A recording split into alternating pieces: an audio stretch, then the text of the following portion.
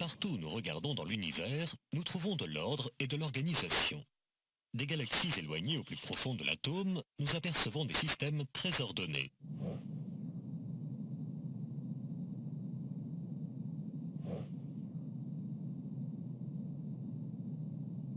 Et d'une manière générale, notre bon sens et notre saine nature reconnaissent que des systèmes ordonnés ne proviennent pas du hasard. Par exemple, dans notre vie de tous les jours, nous rencontrons ce genre de système tout autour de nous. Les systèmes ferroviaires, les systèmes électriques, les systèmes électroniques, les systèmes d'éclairage, ainsi que les systèmes de tuyauterie constituent quelques exemples parmi tant d'autres. L'idée que tous ces systèmes se seraient créés par hasard ne viendrait même pas nous traverser l'esprit. Car, confronté à l'organisation complexe qui domine dans tous ces systèmes, notre raison reconnaît naturellement que le hasard ne peut pas être impliqué. Alors, n'est-il pas raisonnable de penser la même chose d'un système aussi ordonné que l'univers? Prenez un tas de planchettes Kapla par exemple, et lancez-les vers le sol.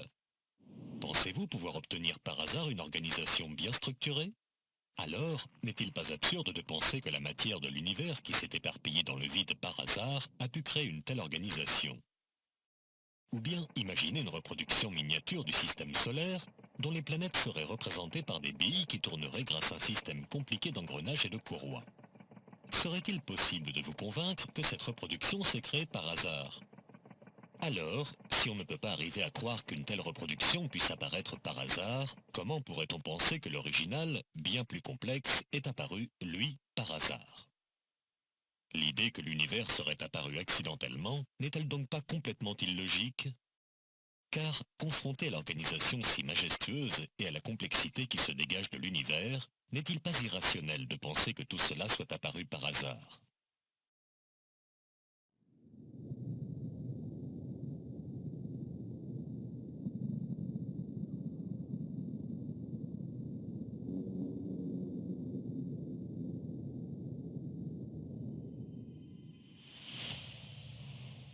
Toute espèce vivante est composée de milliards de cellules environ 1000 fois plus petites que les dernières phalanges de votre main.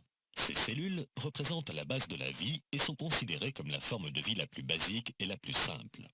Malgré tout, si on pénétrait par l'un des orifices d'une cellule vivante, on découvrirait un monde d'une complexité ahurissante sous le règne d'une technologie très avancée. Toutes sortes de machines semblables à des robots se présenteraient à nos regards dans toutes les directions. Par exemple, les molécules appelées kinésines ressemblent à des robots avec des jambes et des bras. Un peu comme des facteurs, leur rôle est de délivrer des paquets de protéines d'une partie de la cellule à une autre.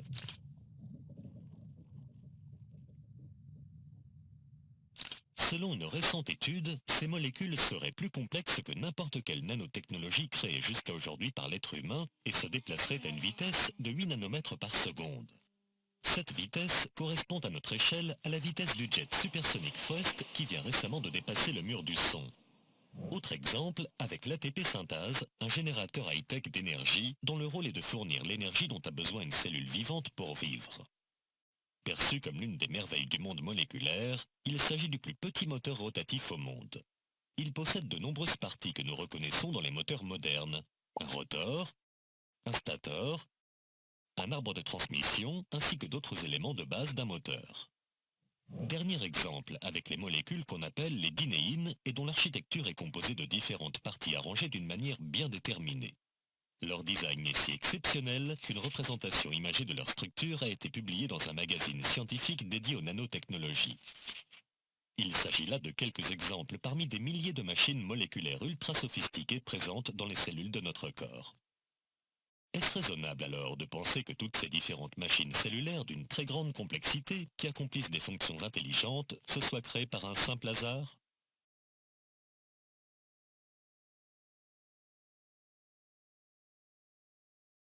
Avec ce qui a été découvert par la biologie moléculaire et ce qui a été découvert par la génétique, je connais plusieurs scientifiques célèbres en France qui sont tellement impressionnés par ces données de ces nouvelles disciplines scientifiques qu'ils admettent maintenant qu'ils croient en Dieu. Je connais plusieurs personnes qui étaient matérialistes auparavant et qui disent maintenant qu'elles sont forcées de croire en Dieu du fait de ce que nous connaissons aujourd'hui concernant l'organisation de la vie et l'organisation du génome et d'autres choses similaires. Parmi les plus grandes découvertes scientifiques du XXe siècle, il y a la découverte de la molécule d'ADN, célèbre pour son design remarquable en forme de double hélice. Cette molécule est un système de stockage d'informations, tout comme un disque dur, mais beaucoup plus complexe et sophistiqué. Par exemple, tandis qu'un disque dur stocke des données à la surface, la molécule d'ADN, quant à elle, stocke l'information en 3 dimensions. En termes de capacité, cette fois-ci, on estime qu'un gramme d'ADN pourrait stocker 455 milliards de gigaoctets de données, ce qui dépasse de loin la capacité des disques durs les plus avancés. Mais le plus impressionnant est sans doute la densité de la molécule d'ADN. Cette molécule est si compacte qu'on estime que si l'on alignait côte à côte tout l'ADN présent dans notre corps, la longueur atteindrait 100 fois la distance entre la Terre et le Soleil. L'ADN est donc une banque de données incroyable qui surpasse de loin n'importe quel système de stockage inventé par l'être humain jusqu'à ce jour. Mais vous n'êtes pas au bout de vos surprises. Chaque seconde, des milliards de machines moléculaires copient votre ADN en molécules d'ARN afin de créer par la suite des protéines. Dans ce processus de création de protéines, divers éléments chimiques travaillent ensemble en parfaite coordination. Lorsque vous voyez divers éléments électroniques travailler ensemble avec harmonie, comme des machines robotisées dans des usines par exemple, pourriez-vous penser une seule seconde que cela provient du hasard? Alors, comment penser cela lorsque l'on voit quelque chose de similaire dans une cellule vivante? L'idée que cela pourrait être le fruit du hasard est tellement illogique que même l'athée le plus influent du XXe siècle l'a reconnu. Après avoir milité pendant 54 ans en faveur de l'athéisme, le célèbre philosophe anglais Anthony Flew fut si stupéfait par ce processus de création des protéines qu'il accepta l'existence de Dieu en 2004. Je pense que les récentes découvertes autour de la molécule d'ADN ont montré une complexité tellement incroyable dans les arrangements qui sont nécessaires pour produire la vie, qu'une intelligence doit forcément avoir été impliquée afin de permettre à ces éléments chimiques, si différents les uns des autres, de travailler ensemble.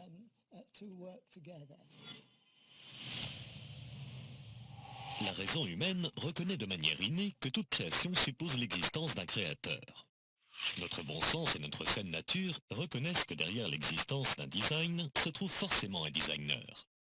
Par exemple, lorsque l'on regarde une peinture, on en déduit logiquement l'existence d'un peintre. Lorsque l'on regarde un bâtiment, on en déduit logiquement l'existence d'un architecte. Lorsque l'on regarde une montre, on en déduit logiquement l'existence d'un horloger. Alors, lorsque l'on regarde la création autour de nous, n'est-il pas raisonnable d'en déduire l'existence d'un créateur ?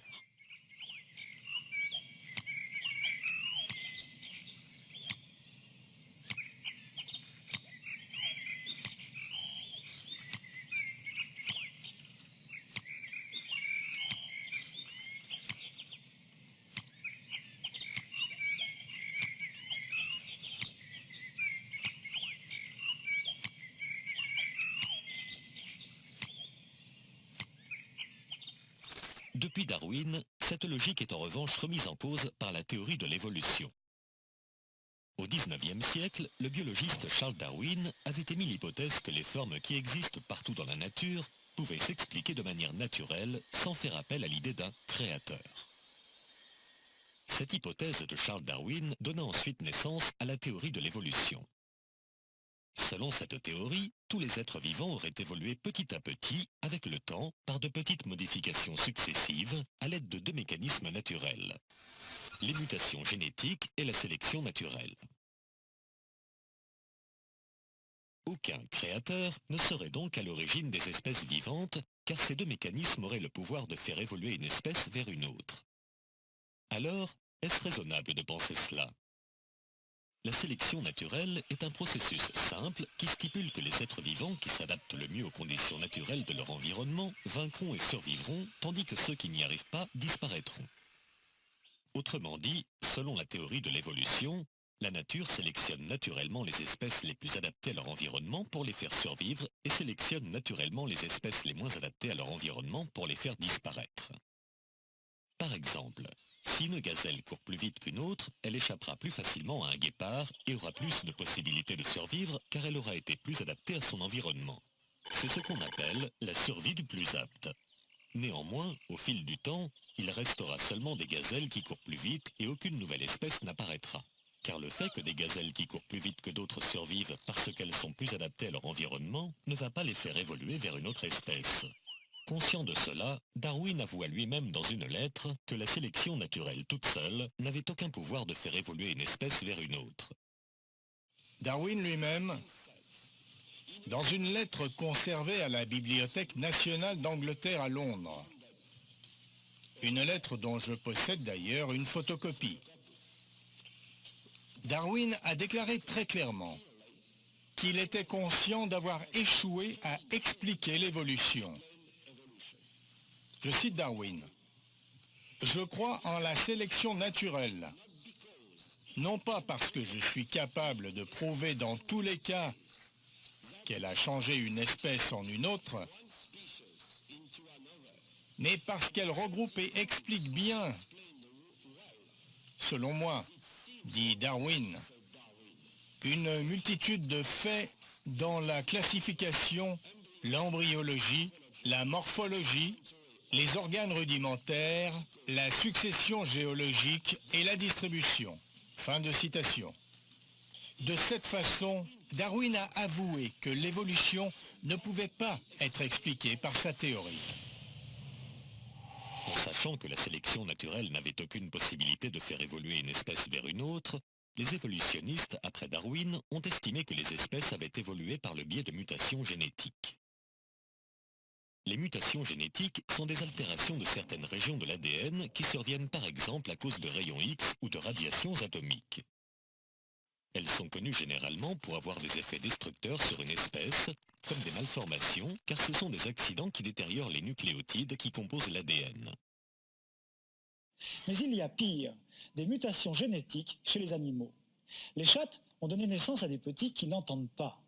Des rats ont mis au monde des rats très gros, de dimensions tout à fait inhabituelles, et ces animaux géants sont aveugles. Voici Zezeriama, tel qu'on le connaît au Japon depuis toujours, et voici un papillon de la même espèce victime de radiation à Fukushima. Les ailes sont atrophiées, les antennes, les pattes, les yeux sont déformés. Ces papillons proviennent de la zone radioactive de Fukushima. Ils ont subi de graves mutations génétiques et le plus étonnant, ils les répandent en se reproduisant. Au début de l'étude, 12% des papillons sont atteints de malformations. À la seconde génération, ils sont 18%, plus d'un tiers à la suivante. En laboratoire, les scientifiques japonais ont recréé les conditions de Fukushima. Les malformations sur les papillons cobayes sont identiques, le constat alarmant. En revanche, les mutations génétiques peuvent être, par moments, bénéfiques et par conséquent aider une espèce à survivre.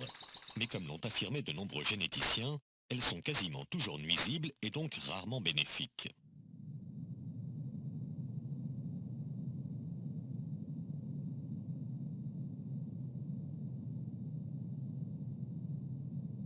En effet, la plupart des mutations produisent des anomalies, des maladies, des détériorations de la viabilité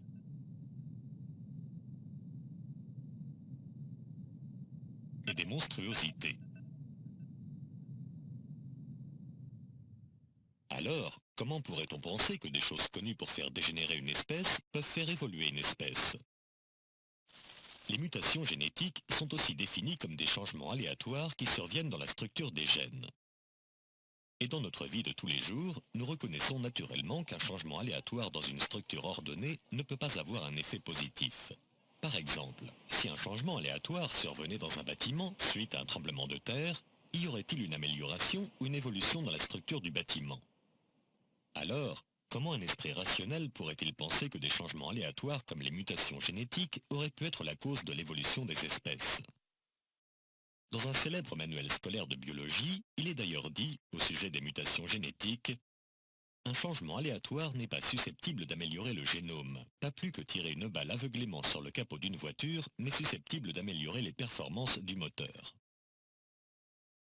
J'ai, dans la guerre, traité de contes de fées de grandes personnes. Oui. Pour grandes personnes, ces théories de Lamarck et de Darwin. Certains lecteurs ont été choqués par cette expression. J'avoue que je la maintiens. Oui. Et quand je vois encore des gens sérieux croire que vraiment des ailes vont pousser aux animaux parce qu'ils avaient besoin ou parce qu'ils avaient envie de voler, ou alors même la théorie de Darwin, de penser que les amibes sont devenus l'Académie française, comme dit Bernard Schoch, Bernard Schoch, une mare d'amibes est devenue l'Institut. Et bien, c'est tout de même difficile de penser que ça s'est formé à coup de variations tout à fait accidentelles. J'avoue que vraiment, ça me paraît enfantin, et on aura du mal à en débarrasser la science. Voilà quel est mon avis secret. Car en effet, ces théories satisfont assez le gros public. C'est une tentation intellectuelle. Tentation intellectuelle, elles sont séduisantes. Et il est d'ailleurs curieux qu'on n'a jamais même proposé que ça. Lorsqu'on médite réellement sur la complexité et la diversité des animaux qui nous entourent, est-ce vraiment raisonnable de penser qu'ils aient pu apparaître par un simple hasard? Dans un livre sur la biophysique, on apprend même que la technologie humaine est encore très en retard par rapport à la nature. Saviez-vous, par exemple, que la mouche, grâce à deux petits organes qui contrôlent le battement de ses ailes, arrive à effectuer des manœuvres en plein vol qui surpassent de loin celles effectuées par les avions de chasse d'aujourd'hui? Saviez-vous aussi que les systèmes de chauffage et de climatisation des nids de termites sont supérieurs à ceux inventés par l'homme en termes de consommation d'énergie et d'équipement? Saviez-vous que le système de transmission à haute fréquence des chauves-souris est bien plus efficace que n'importe quel radar conçu par les humains? Saviez-vous qu'une espèce d'éponge marine possède des fibres optiques plus performantes et plus solides que celles conçues par les humains? Comment se fait-il que le monde naturel soit doté d'une infinité de systèmes parfaits et de technologies remarquables qui surpassent amplement les systèmes et technologies créés par les humains? Les espèces vivantes sont même si complexes que de nombreux ingénieurs s'inspirent aujourd'hui du monde naturel pour développer de nouvelles technologies. Saviez-vous, par exemple, qu'un télescope à rayons X a été conçu en imitant l'œil du homard? Car l'œil du homard est composé, sur certaines espèces, d'environ 3000 facettes carrées réfléchissantes formant un réseau optique avec un champ de vision de 180 degrés. Par conséquent, le homard a la capacité de voir les images autour de lui sans que son œil tourne. Saviez-vous que des robots waterproof, utilisés dans des opérations de sauvetage, ont été créés en imitant un poisson tropical appelé le poisson-couteau? Car le poisson-couteau est connu pour sa manœuvrabilité hors du commun et une agilité digne d'un vrai acrobate. Avec sa nageoire tout en longueur, il arrive à se déplacer dans toutes les directions, aussi bien en avant qu'en arrière, ainsi qu'à la verticale, quasiment instantanément. Saviez-vous que l'avant d'un TGV japonais a été conçu en imitant le bec de l'oiseau martin-pêcheur? Car le bec du martin-pêcheur a une forme idéale pour une transition fluide de l'air à l'eau. Ce changement de pression de l'air à l'eau est similaire à celui qu'un train expérimente lorsqu'il quitte un tunnel. Les ingénieurs japonais ont donc décidé de reconstruire l'avant du train en reproduisant le design du bec du martin-pêcheur, ce qui a permis de réduire le bruit des trains, mais aussi leur consommation d'énergie de 15%. Saviez-vous aussi que la surface la plus imperméable qui existe a été créée avec des soies d'araignée? Et qu'une nouvelle technologie d'affichage a été créée en s'inspirant du système de réfléchissement de la lumière présent dans les ailes de certains papillons? N'y a-t-il donc pas dans la nature tant d'exemples qui devraient nous amener à réfléchir et à nous demander, est-ce raisonnable de penser que tout ceci soit le fruit de simples accidents? Et si on parle ici seulement du monde animal, alors que dire de l'être humain et de son cerveau? Saviez-vous que le cerveau humain est plus complexe que n'importe quel ordinateur que nous avons créé? On nous présente, et on a bien raison de nous présenter par exemple le LEM, vous savez, qui arrive sur la Lune avec un ordinateur qui lui permet de calculer la distance qu'il sépare de la surface de la Lune, grâce auquel il va ralentir sa vitesse petit à petit, jusqu'à ce qu'il arrive à la surface du sol lunaire en faisant quasiment du surplace, n'est-ce pas? Il y a donc un ordinateur qui règle la vitesse et un système de freinage.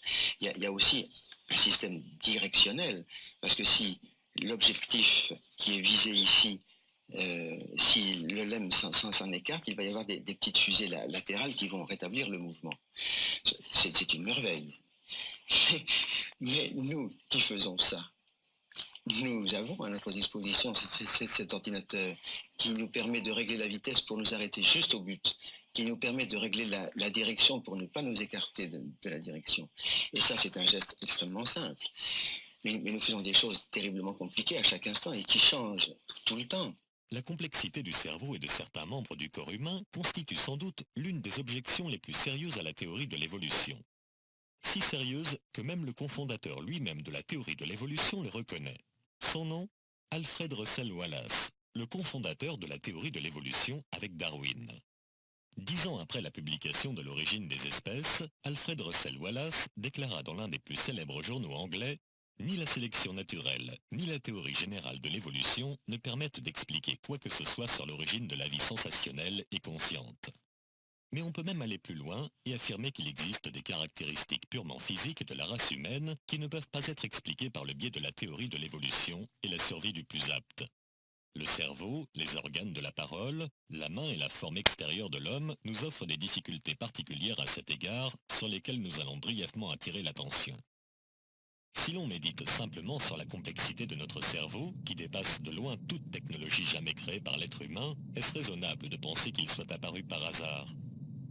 Si l'on médite sur sa composition, avec des centaines de milliards de neurones et ses impulsions électriques circulant à une vitesse d'environ 100 mètres par seconde, comment un esprit rationnel peut-il penser que cela provient du hasard ? Comment imaginer, par exemple, qu'un système si complexe que le système nerveux central, constitué d'un réseau très ordonné de milliards de neurones, aurait pu émerger par hasard par de petites modifications successives accidentelles ? Et que dire de la conscience ? Comment des lois physiques et des réactions chimiques aléatoires auraient-elles pu donner naissance à l'intelligence, à la morale et à la conscience ? Pour beaucoup, prétendre que la conscience provient métaphoriquement parlant d'un tas de terre et de cailloux est une absurdité inconcevable. Lorsqu'on médite réellement sur nous-mêmes et sur notre corps, n'est-il pas difficile de croire que toutes ces perfections est le résultat de simples accidents ? Saviez-vous par exemple que notre corps est composé de plus de 100 000 km de vaisseaux sanguins, d'environ 25 000 km de bronches, de 800 millions d'alvéoles, de 10 000 bourgeons gustatifs, de 250 récepteurs sensoriels par centimètre carré de peau, de plus de 600 muscles, de 10 à 25 millions de récepteurs olfactifs et de 100 000 milliards de cellules. Alors, comment un esprit sain peut-il croire qu'un organisme si sophistiqué soit le résultat de causes accidentelles ? Moi, je ne peux pas arriver à penser que par une série de petites mutations fortuites, les êtres les plus compliqués, les êtres supérieurs se sont formés. Remarquez, le problème était moins affolant pour un botaniste que pour un biologiste. Mais il l'est encore davantage. À vous trouver. J'ai l'impression quand même qu'il est moins terrible de se demander comment s'est formé un chêne ou un sapin que de se demander comment s'est formé un homme. Oui, peut-être. Tout de même. Mais le malheur, c'est que nous n'étions pas là, n'est-ce pas? Pas là. Mais justement, ça m'intéresse beaucoup de prendre contact avec un botaniste. Est-ce que pour lui, le problème est aussi angoissant? Le problème est aussi angoissant. Le problème est aussi angoissant, mais peut-être que c'est plus spéculatif, plus théorique quand même. Tout de même, vous n'avez pas, vous avez les formes supérieures des végétaux, oui, mais vous n'avez pas ce terrible, je prends ce mot terrible, ce terrible aboutissement du cerveau humain et de la pensée, n'est-ce pas? Oui, bien sûr. C'est un problème plus dramatique. Oui. Disons que chez vous, le problème est moins dramatique quand même. Peut-être parce que des champignons, des végétaux aussi primitifs que les champignons, par exemple, posent moins de problèmes. Moins de problèmes. Des animaux avec, qui sont doués d'un organisme extraordinairement différencié. Oui, le passage du champignon quand même au chêne, oui, doit être quand même pour vous moins effrayant que le passage d'un ver de terre à l'homme. Je ne sais pas. Non, vous ne le savez pas. Je ne sais pas.